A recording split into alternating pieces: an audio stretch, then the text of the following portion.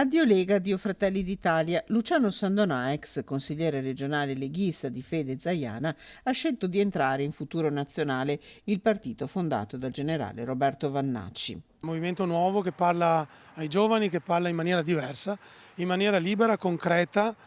che va dritto alle problematiche del nostro tempo, che sono l'immigrazione, la sicurezza nelle città, la tutela delle forze dell'ordine, il mondo del lavoro, la- eh, la- una visione nuova prima che ce la vedano e ce la troviamo, diciamo, come negli ultimi tempi della politica dell'energia, frutto comunque di scelte politiche sbagliate, soprattutto a livello europeo, scelte politiche che ci hanno vincolato e che vincono il nostro Paese in politiche assurde. Consigliere regionale per 2 mandati, Sandonà aveva sbattuto la porta della Lega dopo la mancata ricandidatura, tentando a novembre la corsa a Palazzo Ferrofini con Fratelli d'Italia. La Lega attuale, questo è il suo commento. Non voglio entrare in dinamiche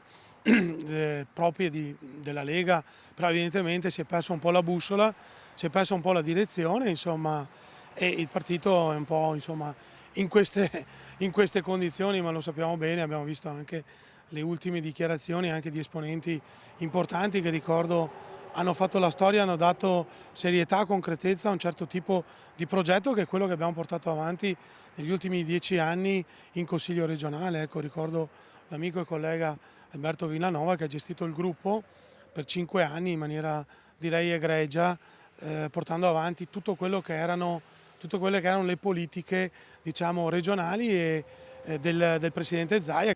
Nel frattempo Futuro Nazionale, in vista dell'Assemblea Costituente che si terrà a Roma il 13-14 giugno, si sta organizzando anche nel Padovano. Il 22 maggio, quindi venerdì alle ore 19, nel comune di Vigo d'Arzeri, in Piazza Unità d'Italia, ci sarà un evento dove saranno degli ospiti importanti come l'ex consigliere regionale Sandonà, il consigliere regionale Valdegamberi e anche il responsabile del nord-est di Futuro Nazionale che è Guido Giacometti.